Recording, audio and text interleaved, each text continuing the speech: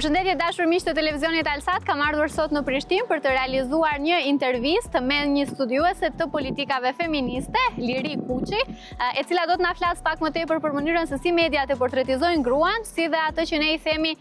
maskuliniteti toksik. Qëndroni me ne për ta ndjekur këtë intervistë. Media dhe rrjetet sociale perceptojnë ose pasqyrojnë, më mirë thënë, një realitet se si gratë duhet të jenë ose se çfarë gratë përfaqësojnë në përgjithësi. Si e sheh këtë fenomen dhe sa mendon që ndikon kjo në mënyrën se si njerëzit i perceptojnë gratë? Narrativat aktuale si në media, në diskursin publik, aktualisht, por jo vetëm aktualisht, në historikun e tyre kanë përcjell dhe kanë mirëmbajtur në një lloj forme ose në një tjetër status quo sa i përket ligjërimeve të caktuara në lidhje me problematikat shoqërore, përfshi këtu atë lloj ligjërimi i cili thjesht e mirëmban dinamikat shtypse dhe pabarazitë shoqërore për shkak të interesave të ngushtë. Qofshin këto të një kronike e cila ngjall më shumë interes në momentin që sensacionalizohen çështje të caktuara, apo që lidhen drejt për drejt me të drejtat e njerëzit, apo çështje të tjera që kanë një prapavijë sociale delikate dhe të rëndësishme për të trajtuar me përmbajtjen edhe me rigorozitetin e duhur, po ajo që ndodh në të vërtetë është një farë përdorimi për ligjërim të shpejt, i cili ngjall kuriozitet edhe le të themi shpeshton periodicitetin e klikimeve edhe shumëson numrin e tyre në vend që të ngjall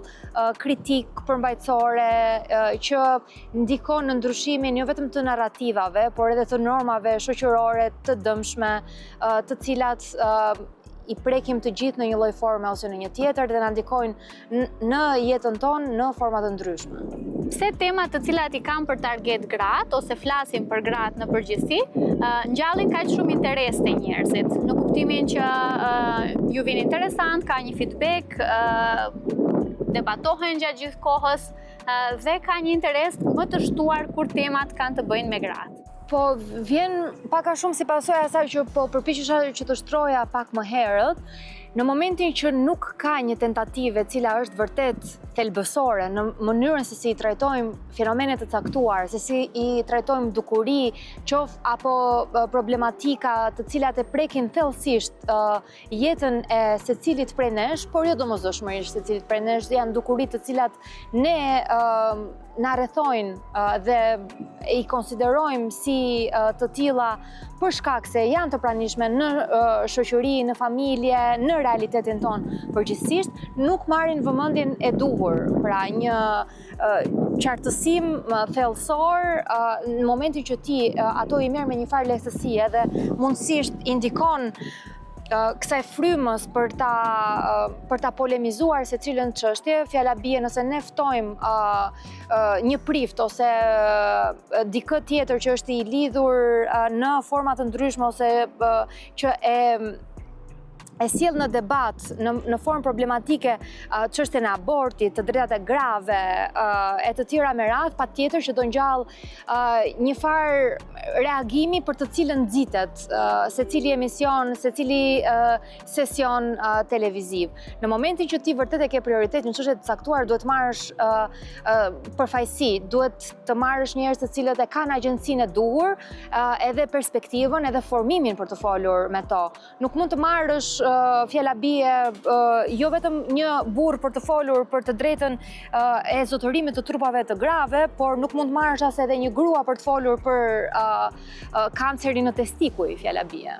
Sepse patjetër që duhet të kemi një farë etike televizive, një etik në media, gazetarie, qoftë edhe aktivizmi, që na bën të qëndrojmë me sinqeritet, por edhe me një farë etike profesionale çështjeve që trajtojmë. Sa është i rrezikshëm në fakt ky trajtim i figurës së gruas në rrjetet sociale, në media dhe çfarë pasojash mund të ketë? Patjetër që është e rrezikshme dhe lidhet tërësisht me atë që po flisnim pak më herët, se si media i kontribuon mirëmbajtjes së narrativave të riprodhimit të pabarazive shoqërore dhe patjetër që publikut, shumësisë, mentalitetit, burrave të cilët e mirëmbajnë këtë në një lloj forme apo në një tjetër, por kur them burrat këtu nuk kam parasysh vetëm ata, sepse nuk e kemi luftën me burrat si të tillë, përkundrazi ne jemi, le të themi, pjesë së një tjetër realitet ama nga medalje të ndryshme, pasi patriarkati neve na prek në forma të ndryshme, gjë që formson edhe normat gjinore, si për burrat, ashtu edhe për gratë. Pra duke bërë që neve t'i brendësojmë këto lloj normash në një formë të caktuar, mirë mbajmë rendin normal të gjërave të palëkundur, dhe kjo patjetër që vjen me një sër kostosh për ata të cilët kanë qenë të privilegjuar deri më tani në shoqëri, që janë një gjysmë e popullsisë patjetër me përkatësi gjinore mashkullore kundrejt gjysmës tjetër të përbërë nga gra. Dhe kur flasim për lëkundje kaq të mëdha, patjetër që do ketë reagim masiv, jo domosdoshmërisht vetëm prej burrave, por në këtë rast edhe prej grave, sepse patriarkati vjen një moment edhe që mishërohet në forma të cilat pa ardhur në pikën që t'i problematizojmë, e kemi edhe të vështirë t'i çmësojmë ato në mënyrë që të sjellim transformim rrënjësor të shoqërisë, por edhe të jetëve tona. Përse krijohet një feedback i tillë kur kemi raste të tilla të cilat diskutojnë të drejtat e grave, flasin për pozitën e gruas në shoqëri, gjithmonë krijohet një feedback i disa personave të cilët promovojnë të kundërtën. Përse mendon që është kështu? Të gjitha këto devijime narrative, diskursive nuk janë të rastësishme. Ato ndodhin për shkak të duarve ku është e përqendruar fuqia. Fjala bie, ata që kanë pasur mundësinë e dijes, kanë pasur edhe mjetet për ta ushtruar atë edhe në periudha historike të ndryshme, e kanë përdorur në forma të tilla që i shërbejnë privilegjet të tyre, qoftë edhe të përkohshëm, ama që i shërben pozitave të tyre. Dhe shumica e tyre patjetër që kanë ndodhur të jenë burra përgjatë historisë. Pse sot feja nuk është aq përfshirëse për gratë, sepse ata që e kanë pasur mediumin për të predikuar forma të ndryshme të ushtrimit të fesë kanë qenë burra, edhe patjetër që kur martohen norma të ndryshme shoqërore, fetare, sistemike, shoqërore, ekonomike, patjetër që do ndodhin në bazë të atyre që e kanë fuqinë. Pra ka një farë hierarkie që zbret nga lart poshtë. Dhe ky lloj devijimi, pra po thoja që nuk ka qenë rastësor, por ka qenë indikuar për shkak të interesave vetjake, por që nuk kanë ndodhur të jenë të izoluara, por kanë përbërë këtë shumësinë që është bërë pastaj sunduese, prandaj edhe sot ne akoma flasim se si mund ta dekonstruktojmë dhe të ndërtojmë një realitet të ri, ndryshe nga ai patriarkal që ka vend për të gjithë, pra ku feminizmi kuptohet pikërisht si lufta jone e përbashkët kundrejt normave dhe shtrëngesave shoqërore që na shtypin në forma të ndryshme. Fjala bie, burrat kanë të drejtë ta jetojnë jetën e tyre po aq në liri sa edhe gratë. Edhe ky është feminizmi që ne mbështesim, pavarësisht se është nxjerr nga shtrati i vet ideologjik edhe kulturor, shoqëror, historik e të tjera me radhë. Prandaj është e rëndësishme që ne ta shohim veten në të njëjtin front kur flasim për feminizmin, kur flasim për të drejtat e njeriut, sepse ka shumë vektor të cilat duan që ta nxjerrin në trajektore të ndryshme, qofshin këto prej interesave ekonomik, por gjithashtu edhe prej interesave të ndryshme përfaqësues. Ndaj duhet ta problematizojmë ashtu siç mundemi, për sa kohë ne e meritojmë jetën si të barabartë, ashtu duhet ta gëzojmë edhe t'i luftojmë të gjitha pengesat që na vënë neve në konkurrencë me njëri tjetrin, teksa le të themi ajo që duhet përballur janë shkaqet e përbashkëta. Çfarë paraqet maskuliniteti toksik edhe si fenomen, përse është aq prezent për momentin në shoqërinë tonë? Faleminderit për pyetjen, se lidhet shumë mirë logjikisht edhe me ato që po diskutonim pak më parë. Si studiuese, unë jam kundër toxic masculinity si një farë tokfjalshi i cili problematizohet vetëm prej pjesës së parë të tij, pra që është pjesa toksike në këtë rast, pasi duhet të trajtojmë së pari se çfarë është maskuliniteti ose mashkulloriteti edhe çfarë është femininiteti. Të dyja këto, le të themi, sajesa shoqërore janë po aq toksike sa që është masculinity. Tani, pse merr tjetër valencë toxic masculinity është për shkak të faktit që po flisnim pak më parë për disbalancimin e pushteteve. Pushteti në duar të vetëm një pjese dhe në këtë lloj forme në momentin që ne problematizojmë atë duke i quajtur toksike, gjithsesi nuk e zgjidh problemin edhe as nuk e adreson atë në formën e duhur. Pasi pikërisht këto lloj norma zgjinore janë për të na kornizuar ne për brenda një seti ose një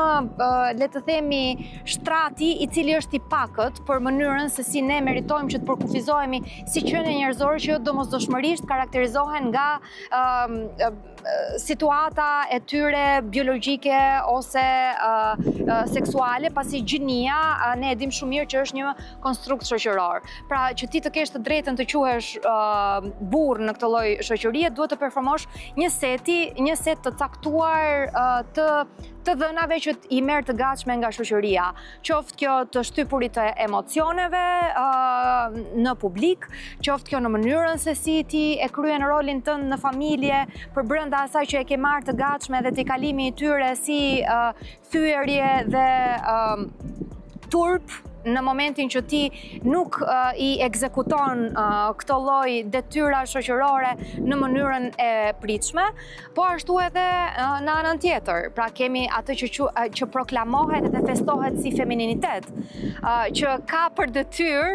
ose ka të brenda shkruar në vetvete në shtrimin ton për krah maskulinitetit, pra që ne duhet të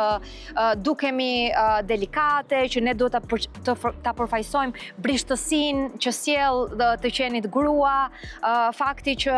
ne duhet të jemi të orientuara nga instiktualja, nga urtësia e të tjera me radhë, janë këto lloj narrativash të cilat edhe njëherë jo rastësisht janë të formsuara kësaj dhe na përcillen me ndryshimin e sistemeve ekonomike në forma të ndryshme që ne ti përfaqësojmë, por edhe ti përqafojmë ato në forma të cilat duken cool, të cilat janë në mod, janë moderne, se si ne në kohët tona bashkohore duhet që pse jo ti përqafojmë fjallabije ndërhyrjet plastike për shkak se është kjo natyra e të qenit grua, është kjo natyra se si duhet që ne ta jetojmë veten tonë në hap me kohën, duke i dhënë një farë valence më të shtuar të qenit grua përkundër të qenit burr, dhe ja teksa jemi duke mirëmbajtur në forma të ndryshme që sistemi i shpik, sistemi ekonomik aktual i shpik si vazhdimsi e atij të vjetrit. Pra në thelb të tij është përdorimi i këtyre normave shoqërore për sa më shumë fitim dhe në kosto të çfarë bëhet kjo? Në kosto të kontrollit të trupave tanë. Dhe patjetër që ajo që në këtë rast maskuliniteti përballë vlerave që ata që ideologjit neoliberale i quajnë vlera femërore ose vlera mashkullore, vetëm sa i thellojnë më shumë problemet edhe dasit tona në vend që të na bën që ti problematizojmë së bashku me të gjitha nuancat që ato përfaqësojnë në secilin prej segmenteve të shtypjes, qofshin këto burra, qofshin këto edhe gra. Ky maskulinitet toksik për të cilin po flasim, sa i rrezikshëm është? Sa ndihmon që të krijohen perceptime të caktuara për gratë edhe madje edhe vënë në rrezik pozitën e grave në shoqëri? I gjithë kategorizimi gjinor krijon rrezik për pjesën tjetër për sa kohë ne nuk i nuk i shqyrtojmë ato si që duhet edhe nuk përballemi me to në format në të cilat na vjen. Pra nuk merremi me këtë shkërmoqen në secilën nën stres që na vjen i maskuar, qoftë maskuliniteti, qoftë feminiliteti e të tjera sajesa shoqërore dhe patjetër që ato bëhen të rrezikshme për brezat tanë. Pasi nëse ne deri tani në vitin 2025 do duhet i kishim konsideruar si sfida të tejkaluara vrasjen e grave, pra femicidin, le të themi martesën e hershme të vajzave, shkuarjen në mas të burrave në ushtri, si kjo deviza përkufizuese të qenit mashkullor, të qenit potent, dominues, të qenit prej të cilit varet familja, shteti, shoqëria, përkrah normave dhe romanticizimit të grave në një sferë e cila është private, ose nëse ndodh të fuqizohet, ndodh sigurisht brenda kornizave të kontrolluara sistemike. Dhe patjetër që ne i bie që t'i rrisim brezat e rinj duke trashëguar të njëjtat probleme, në vend se në momentin që ndodhin të jemi pararoja e parë si ata që e kanë parë historinë të përsëritet që t'i parandalojnë ato. Dhe patjetër që në këto lloj kushtesh duhet që përveç se ti problematizojmë në formën e duhur, duhet t'i krijojmë mundësinë të rinjve të imagjinojnë një të ardhme tjetër që nuk risjell vazhdimisht si ripërtypje të shkuarën, por sjell një vizion të ri për të ardhmen, kur ne e shikojmë njëri tjetrin si bashkëudhëtar në një botë kaq të pasigurt, ku nuk jemi të barabartë si gjithë, ku luftra po ndodhin gjatë gjithë kohës, ku kriza globale, qoftë ekonomike, qoftë mjedisore, qoftë të drejtave të njeriut, na do aty të gjithë së bashku si një celule e cila është e pandashme edhe e padepërtueshme nga shënjestrimet e radhës, të cilat vetëm kanë për detyrë që të na përçajnë për të fituar në mënyrë të përkohshme dhe patjetër egoiste dhe individuale. Cilat janë disa prej rekomandimeve për të tejkaluar këto për cilat po flasim, apo folëm për mediat, për mënyrën se si gratë portretizohen në media, për atë se si krijohet një maskulinitet toksik edhe një mënyrë e caktuar se si gratë shihen ose çfarë pritet prej grave, cilat janë rekomandimet për të tejkaluar këto problematika? Teksa e bën pyetjen, më shfaqet përpara vetes liria e përpara 10 viteve që mendoja në momentin që ti e shikon që një strukturë televizive nuk i shërben asaj që do të thuash, më mirë bojkotoje, se sa ta vazhdor zinxhirin e sensacionalizimit të saj. Teksa tani, kur e shikoj që mediat janë të dominuara, pikërisht prej këtyre lajmeve sensacionale, si përfaqësore, prodhimit të shpejt, një farë fast foodi mediatik, edhe e shikojnë që është e vetmja mënyrë për të çarë në media, patjetër që është dëshpëruese, po në anën tjetër ne nuk duhet t'i konsiderojmë këto hapësira si të braktisura edhe si një luftë e humbur e jona, përkundrazi, duhet jemi të pranishme në forma të ndryshme që ta rimarrim, ta rizotërojmë hapësirën,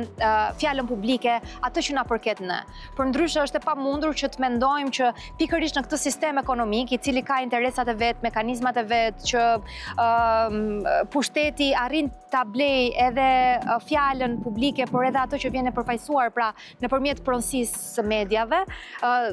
në një ditë të bukur të vetë emancipohet, sepse është kundër këtij sistemi që sapo e parashtruam si problematike dhe si ky që do të prodhoj kriza gjatë gjithë kohës. Në momentin që neve nuk ndërhyjmë edhe në forma të ndryshme e vëmë atë në pikpyetje.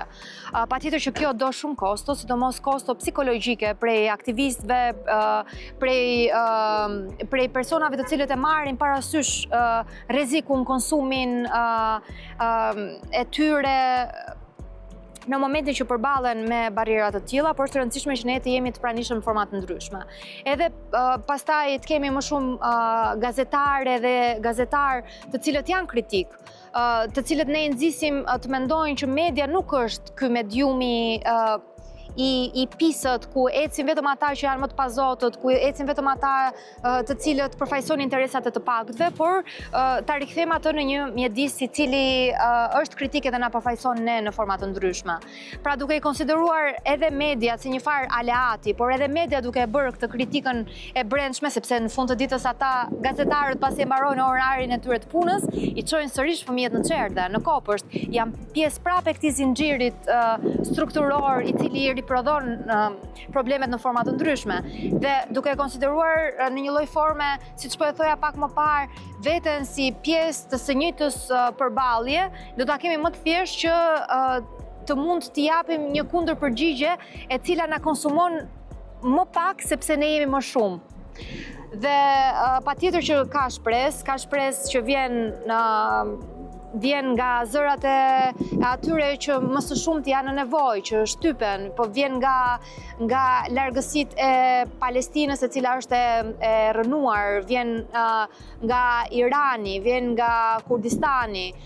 Në forma të ndryshme historia na tregon që sa më shumë shtypje do ketë, aq më shumë kundërpërgjigje do ketë, dhe është mirë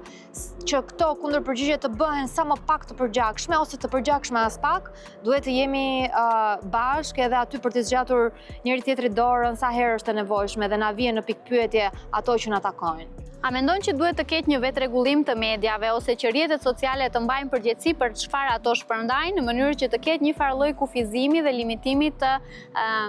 përhapjes së një ideologjie që promovon diskriminim ndaj grave ose promovon një gjë e cila mund të jetë rrezikshme nesër për gratë? Rrjetet sociale gjithsesi bëjnë pjesë në këtë zinxhirin që e përmendëm, sepse ka pasur tentativa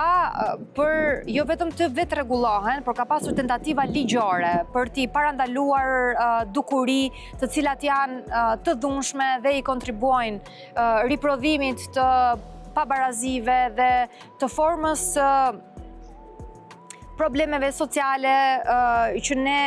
i kemi të pranishme, si bullizmi online, si targetimi i më të vobektëve, i atyre që janë më të dobët edhe më të pamundur, por patjetër duke qenë gjithsesi rrjetet sociale pjesë e mass mediave që ne po flasim dhe duke marrë pak më shumë vëmendje edhe valencë, sepse edhe në to është një motor shumë i madh fitimi dhe fitimi i shpejt. Ne kemi njerëz të cilët e marrin pagë mujore duke shpikur fushata online, të cilat kanë për bazë pikërisht këtë përqeshjen e atyre të cilët janë më të pamundur. Edhe zinxhirit të pabarazive dhe përfitimit ekonomik të shpejt u leverdis kjo lloj forme. Prandaj në mungesë të një vetë-rregullimi të tillë na duhet që ne ta shtojmë në listën tonë të gjatë të rregullimeve ligjore. Duhet patjetër që qoftë hakmarrjen pornografike, qoftë bullizmin online, qoftë shkeljen e drejtave të njerëzit, ta luftojmë në çfarëdo lloj forme të jetë mundur përpara se të jetë shumë vonë. I kemi parë tashmë pasojat e para, njerëz që vrasin veten, njerëz të cilët bëhen pjesë e një qerthulli nga i cili nuk kanë si t'ja mbathin përveç se të vetvriten ose të gjenden në momente të cilat e vënë në krizë ekzistencën e tyre, sigurisht që ne duhet jemi ata që i vënë fre, edhe bëjmë këtu ciklin e dhimbshëm të përkuarit në rrjetet sociale, në një kohë që duhet flasim pikërisht për rikthimin e tyre ose nëse nuk kanë qenë ndonjëherë përfaqësuese mjaftueshëm, si këto hapësira alternative që ne na bëjnë që ta kemi më të lehtë lidhjen me njëri tjetrin se sa dasit edhe riprodhimin e të njëjtave probleme të cilat i hasim në jetën e përditshme, në forma fizike edhe të shumëllojshme. Rrjetet sociale do duhet t'i bëjmë alternativa të cilat janë aty për të reaguar në formë të shpejtë edhe për të na bërë bashkë me njëri tjetrin në momentin që pezullohen edhe është e pamundur që të reagojmë në forma klasike